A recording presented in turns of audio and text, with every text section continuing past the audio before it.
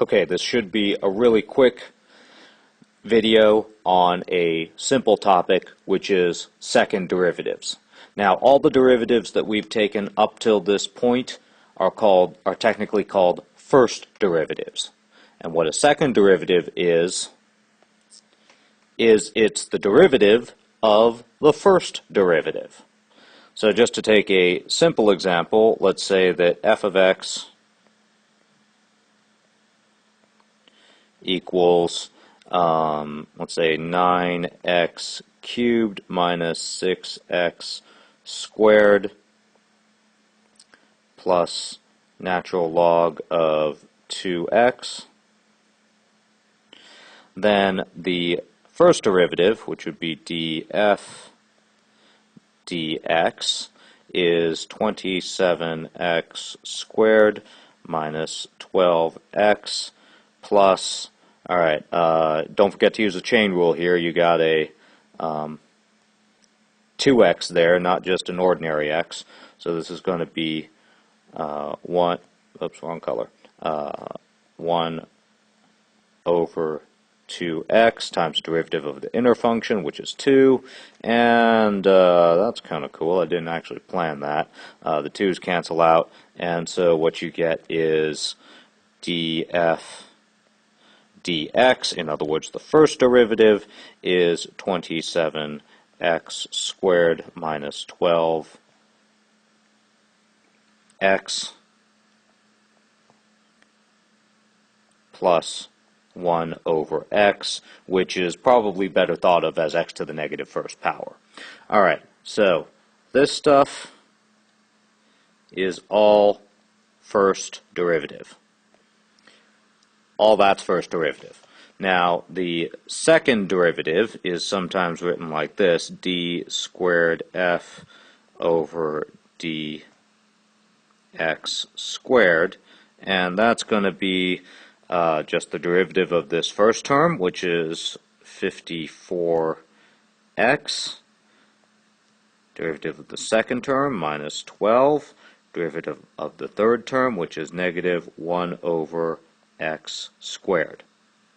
Okay? So, really, that's all there is to it. You take the first derivative, in order to get the second derivative, you take the first derivative, and then you take the derivative of that.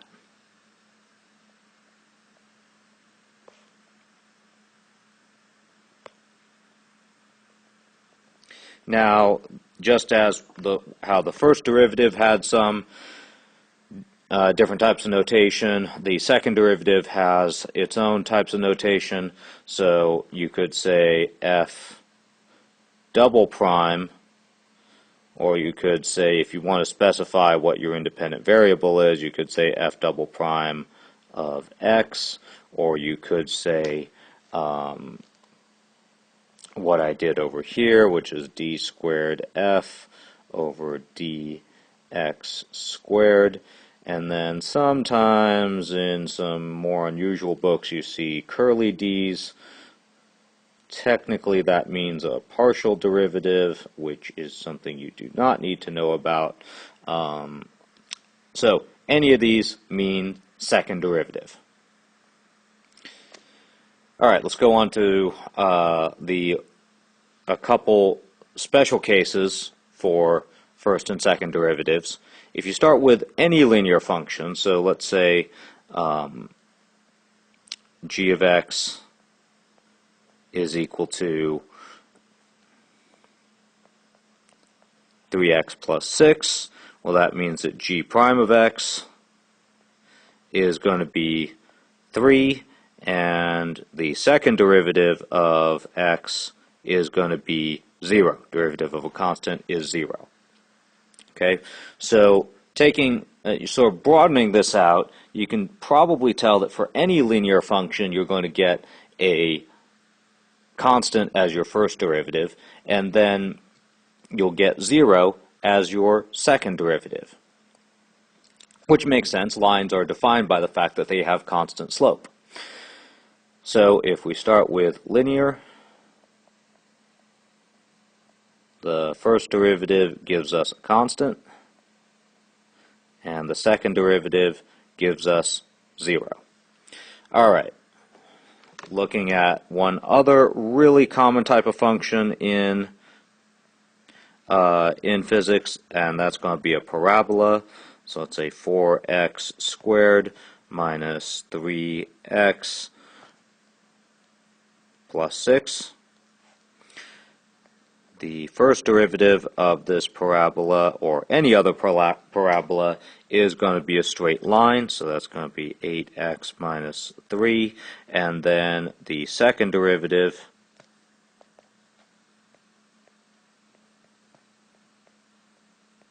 is going to be a constant. So more generally, again, we can take the pattern that if we start with a parabola, that's going to give us a line,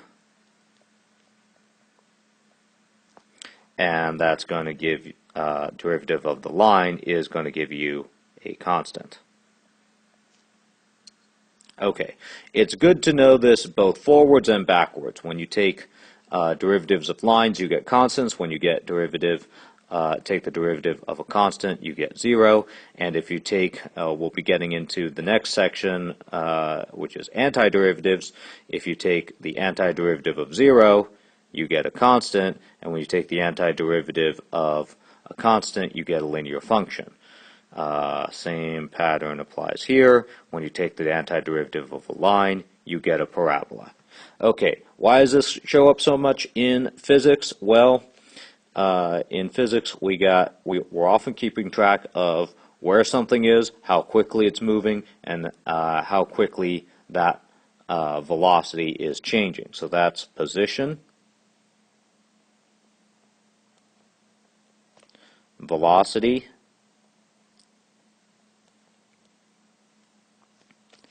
and the derivative of velocity, which is acceleration.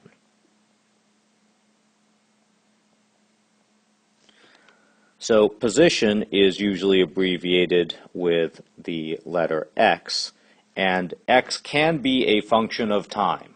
This is a slightly confusing difference between what happens in your math classes and what happens in your physics class, but if it makes sense to keep track of horizontal position in space with the variable x, because you're used to having that on one side of your coordinate line, but things move around. Things change their position as time passes. So you can also graph x as a function of time and get, some sort of parabola or something less or more complicated than that. Regardless, position is x. It's a function, not an independent variable in this system. Velocity is the derivative of position with respect to time, and acceleration is the derivative of velocity with respect to time, which is the same thing as the second derivative of position. And as I said before, if you start out with motion in a straight line, that gives you no acceleration. If you start out with a parabolic position function, that gives you constant acceleration. And there's going to be a lot of situations where acceleration is constant. So we'll make a little note here that it is often constant. So we'll see a lot of situations where we have parabolic positions, parabolic functions of position as a function of time, velocity as a function of time is a straight line, and acceleration as a function of time is a constant. Every now and then you run into motion at what's called constant velocity. That'll mean that you have a linear position as a function of time, you have a constant for your velocity, hence the term motion at constant velocity, and if your velocity is constant, that means it can't be changing. If it's not changing, that means that your acceleration is 0. Okay, really, that's it for second derivatives. Let's move on to a more detailed, a more extensive topic, optimization.